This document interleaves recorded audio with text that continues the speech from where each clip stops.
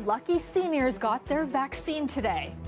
Yes, I was excited when my son phoned me 6:30 in the morning and said, "Mom, you better go." Those over 80 lined up in York Region until every available slot was gone. Plus, I really believe in going to where a community is and providing, services and spaces that are accessible to people and that they feel comfortable in. the city rolled out its plan for vaccinations, and making it easy and equitable was at the top of the list. And it's a little suitcase, but a big project. We'll find out how one man is honoring his grandparents and their love letters. Good evening, I'm Kelda Yoon. The vaccine rollout is ramping up. In York Region, residents over the age of 80 living outside of long-term care could get vaccinated starting today. But it's not happening everywhere in Ontario, leaving seniors in other parts of the province wondering when it'll be their turn. Queen's Park reporter Mike Crawley has more. Anticipation grows outside this sports center in Richmond Hill. These lucky seniors managed to grab the coveted first-day slots to get vaccinated, bringing the sense that soon they will no longer have to live in fear of COVID-19. I'm happy. Whole family happy. Very comfort, you know. Demand for vaccinations here in York Region is high. In just 3 hours this morning, 20,000 people booked appointments, filling every slot available. For people in this age group elsewhere in the province, no such joy, including in this seniors' residence in Scarborough, an area hard hit by COVID-19.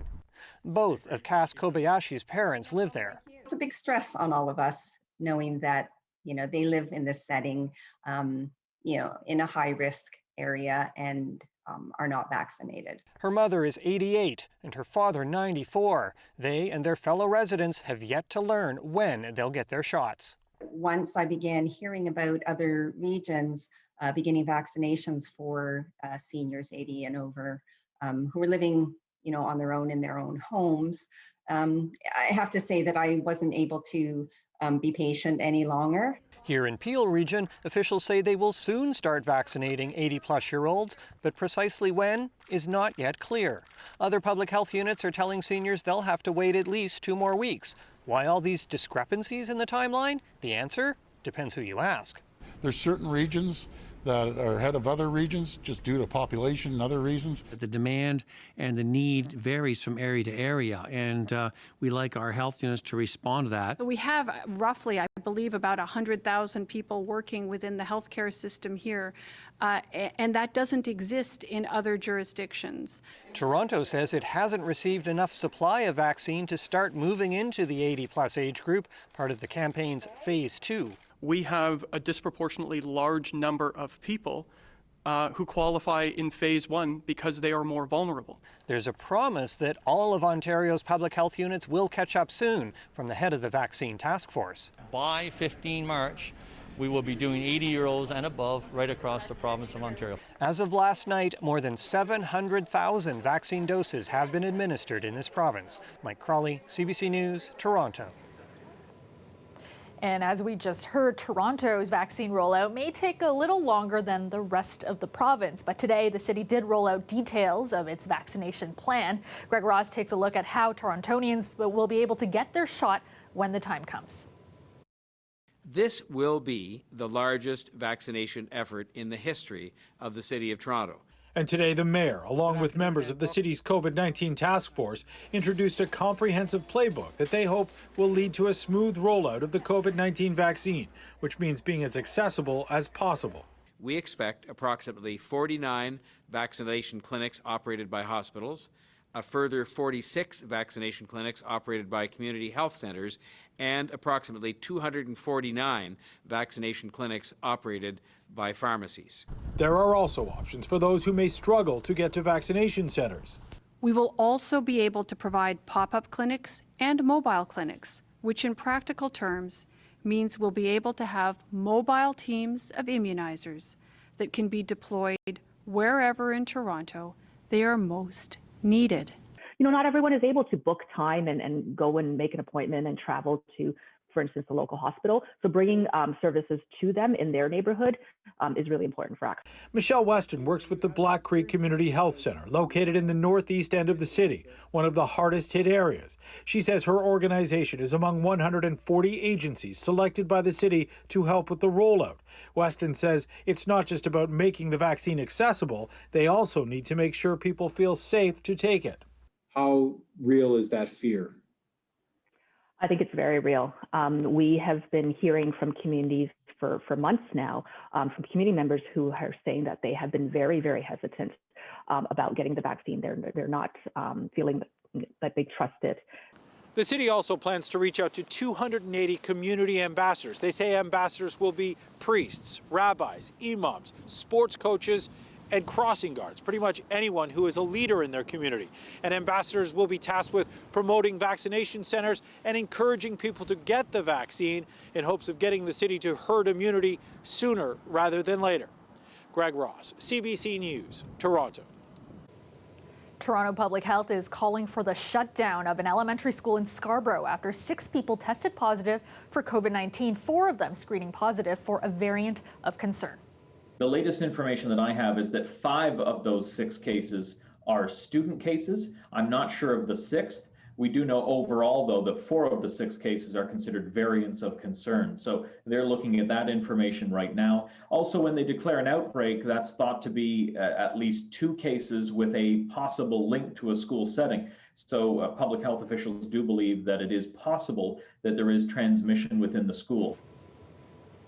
Donwood Park Public School has 710 students. The closure takes effect today with no end date given. Toronto Public Health will follow up with close contacts, but they are urging families to get tested. And for the second time, a Toronto Raptors game has been postponed. Tomorrow night's game against the Detroit Pistons is tentatively rescheduled for Wednesday instead. Yesterday's night's game against the Chicago Bulls was canceled due to positive test results and ongoing contact tracing. Wednesday's game going ahead depends on additional test results. Well, the report by the province's Long-Term Care Commission is coming along. Today, a transcript of the testimony by Minister of Long-Term Care, Mary Lee Fullerton, was made public, and it shows she advocated for stronger COVID-19 measures in the homes sooner than the government was willing to act. Ali Chiasson reports. According to Fullerton's notes from the time, she was concerned about asymptomatic spread in long-term care homes as early as February 5th last year, something only accepted by the government 2 months later. Her notes also show that she advocated for long-term care homes to be locked down sooner than the province did, and her concern about staff not wearing full PPE before the province made it mandatory. Keep in mind, Mary Lee Fullerton was a family doctor for 27 years before becoming a politician. NDP opposition leader Andrea Horwath gave her that credit before grilling the PCs. It's really clear from the minister's testimony that she was flagging some concerns that the government then took weeks and sometimes months to act upon, including on when to call in the military in the case of Orchard Villa in Pickering. On April 17th, she said they needed to be in place within 24 to 48 hours. The military wasn't fully engaged until the 28th. But Minister Fullerton says her testimony is being mischaracterized. Our government did everything we could to shore up the sector, investing $1.38 billion to date. And these investments provided critical supports to purchase things like PPE, hire more staff, or modernize HVAC systems. In today's scrums, the minister downplayed what the transcript looks like on paper, a minister with medical experience being ignored. Because I was watching what was happening around the world, and again, very concerned about the residents in long-term care who wouldn't necessarily mount an immune response like everybody else. I've seen that for 30 years. But that doesn't make me a public health expert. She says there was no need to speak out publicly in opposition of her own government or resign. We have a lot of work to do in long-term care, work that's been neglected. The previous government just let it stagnate. The Long-Term Care COVID-19 Commission is not planning on calling the Premier, saying they don't need him to write their report and recommendations, which are expected April 30th. Ali Chiasson, CBC News, Toronto. Simcoe Muskoka is back under lockdown today. The province activated the so-called emergency brake due to concerns over rising COVID cases, particularly fast-spreading variants. As Lauren Pelly reports, some of those cases can be tied to a popular fast food chain and workers moving between different regions. For just a couple weeks, Barrie and the surrounding region was open for business. Today, it's back into lockdown. We have the highest number of variants of concern, and in particular the UK variant of any health unit in the province. Simcoe Muskoka's Chief Medical Officer of Health says the widespread outbreak at a Barrie long-term care home in January had a domino effect, spreading the highly transmissible B117 variant out into the community. We did what we could to contain that, but we knew that really with that amount of virus spread, it probably would have been impossible to truly contain it. Officials now hope more restrictions on businesses will prevent a third wave. Those changes are coming after health officials further north in Parry Sound declared an outbreak at a McDonald's restaurant. 4 employees tested positive for COVID-19, and all of them actually live in the Barrie area, more than an hour away. I'm not sure what would motivate someone to be working at a distance like that from their home. Cases have been reported this year at McDonald's locations throughout the region, including those in Parry Sound, plus restaurants in Huntsville and Bracebridge, and in Barrie dating back to January. This Huntsville area resident says her friend's son works at one location and wound up testing positive last month, along with both his parents. They'd only seen him once in 3 months, and that once, unfortunately, he was asymptomatic, and so they both were also had COVID-19. And as it turns out, they both had the variant as well. McDonald's Canada has not responded to our request for comment. Others say those kinds of large companies have an easier time during lockdowns compared to local businesses. People hired their staff back, stocked their fridges, got stock back in their stores for the eventuality of moving forward. And within 2 weeks to be set back to sort of a ground zero lockdown situation, it's absolutely devastating. And it marks the latest tense chapter for a region that's been hard hit by COVID this year, from fears over fast food outbreaks to dozens of deaths in long-term care. Lauren Pelly, CBC News, Toronto. The parents of a toddler who died from ingesting illicit drugs have been charged. It's definitely heartbreaking. It's disheartening. As an officer of 16 years, I can't fathom this at all. I can't even come to terms with it. It's one of those situations where, you know, you wish you could have done something more. You feel bad for the entire family that is unfortunately involved in this.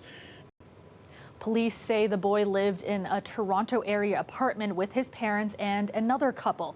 The 14-month-old boy died as a result of toxic levels of fentanyl, heroin, and cocaine. The boy's parents were arrested and each charged with criminal negligence causing death and failure to provide necessaries of life. When we come back, the story behind this little blue suitcase. We'll learn about the love letters found inside, telling the story of a couple during the Second World War. And it didn't feel like it today, but in some circles, this is the first day of spring. I'm meteorologist Colette Kennedy. I'll tell you all about that, plus the weather forecast coming up after the break.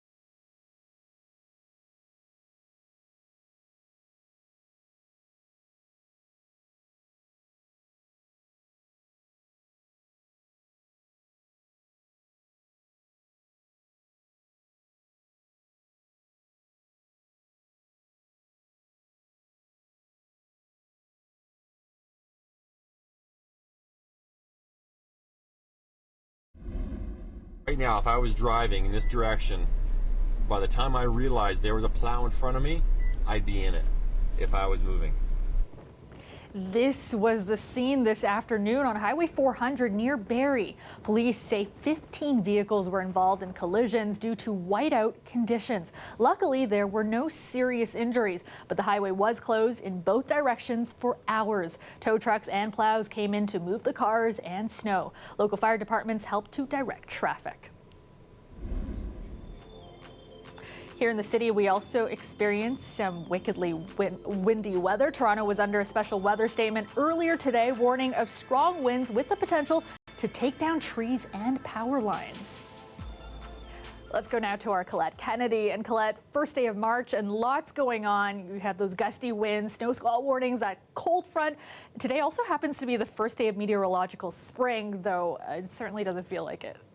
No, it felt like it at the end of February over the weekend, and then today all bets are off. So why do we call this a first day of spring? Well, for us, when we're talking about it from a meteorological perspective, it makes better sense because it defines the 3 months. Now, this doesn't hold for all climates and locations. It works pretty well around the Great Lakes. It defines those 3 months between the 3 coldest months and the 3 warmest months, winter and summer. And also just for doing our climate data and collecting all those stats, it just makes more sense to have 3 complete months starting at the beginning of a month instead of with an equinox or the solstice, and those can change from year to year. Sometimes it's the 21st, sometimes it's the 22nd. So that's why, if you're wondering.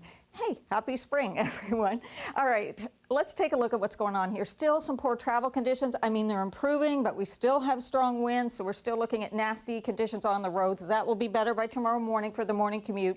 Some clear periods on Tuesday. There will be some sunshine in there, but Wednesday, we're actually not going to see much sunshine, that's for sure, but the temperatures are going to rise again. So that's going to be, of the 5 days of the work week or the school week, that's going to be the warmest day for this week. Temperatures, boy, what a ride they've been on. So this is 1 a.m.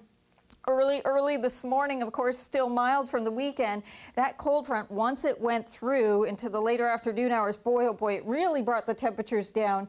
You could see that by the time we got to about 4 o'clock, they were driven down to -5, -8 in some cases, and then continuing to fall from there. Now, our winds still a little strong. Some of these areas, 50, 60 kilometers an hour tonight. Tomorrow morning, they back off, so they begin to ease through these overnight hours here that are upon us. But tomorrow morning, they back off, and then they're going to rise again, especially for southwestern Ontario into tomorrow afternoon with the next system coming in, but it'll be more of a southwesterly breeze. So we have had changing watches and warnings with the snow squall watches and warnings and travel advisories even earlier, blizzard warning because of that blowing snow, and that's why it's just so nasty on our roads. But we get into better conditions for our Tuesday, like I said, and then the next system coming in brings more snow to the north of us, but it's mostly going to be cloud cover, maybe a few wet flurries mixing with a few sprinkles through the day on Wednesday. I think it's primarily dry for the GTA and southwestern Ontario. Cold, though, tonight, feeling like -18 to -20. Tomorrow, you'll be above freezing, except for London here,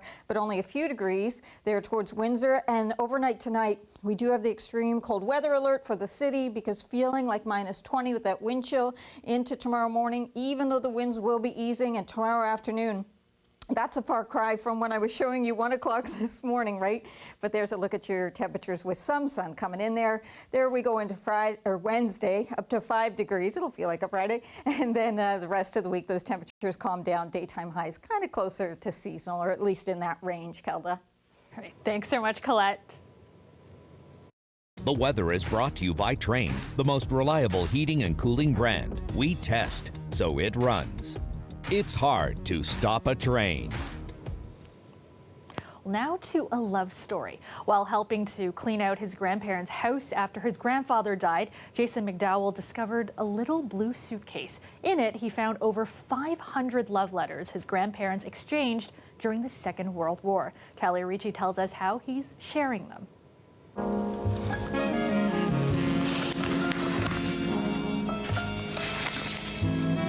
They had exchanged these letters, being separated by distance because of the war. And I thought this is a really interesting story to give people almost a sense of hope of being separated in a time of a pandemic. What about the way they spoke spoke around love and the ways they address each other. Is that pretty different than we do now in 2021? I think it's probably a little cleaner than it is in 2021. When I'm reading the letters, it's all about expressing how important they are in each other's lives. I have one from my grandfather, and this is dated November 24th, 1942. Hello, darling. I've just finished reading your sweet, swell little letter, dear, and it was certainly swell. And 10 pages, too. I'll be lucky if I can get up to 5 pages with all the information I've got down here in Halifax. Even though the nights are cool, for me, it won't matter as long as you are next to me. I started to transcribe the letters, really initially for my family so they could actually enjoy them. But as people started sharing the link to the Little Blue Suitcase blog, it became evident that people across the world started to read it. There's about 500 letters. I've done 110. And so I'm just in November of 1942. And again, it's going up to 1946. So I'm not even halfway through. I know by sharing through the blog, you've touched many people, but what has discovering these letters and sharing them done for you and your family? Certainly as I read these letters and I see a war is raging across the world and they don't even know what's going to happen. And so they take the little pleasures of, I went to a movie, I went to get a dress made, and it's the little things that they talk about when they exchange the letters. It's really around not taking things for granted, because you never know when those things will be taken away from you. You know, darling, this may seem crazy, but every time I listen to the bandwagon on the radio, I think of you. I think of you and me dancing at the Palais Royal, arm in arm, enjoying the evening, and I just can't wait until the two of us are back together, dancing cheek to cheek.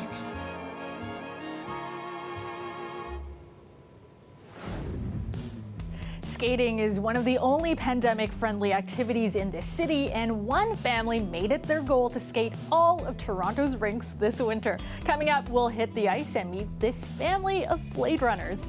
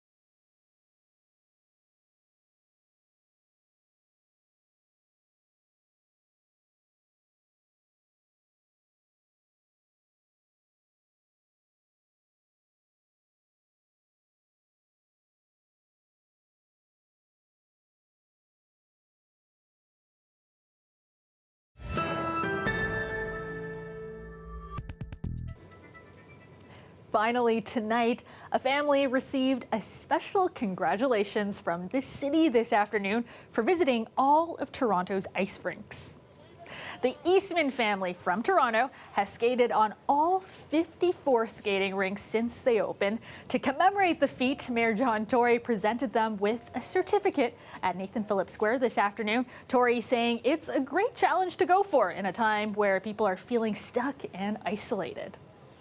In a year when people were looking for things to do, and they're all hockey players, as you can see, the kids are all hockey players and their hockey was canceled, so they decided they would go on an adventure. And I think it not only advertises how lucky we are in the city of Toronto to have 54 rinks. The family of 5 received certificates before taking a skate, of course, at Nathan Phillips Square. Good for them. And that is our show for you tonight. Thank you so much for watching. Dwight Drummond will have your next local newscast tomorrow at 6, and I will see you back here tomorrow night at 11. And we're going to leave you with some more shots of the beautiful yet windy day in the city. Have a great night, everyone.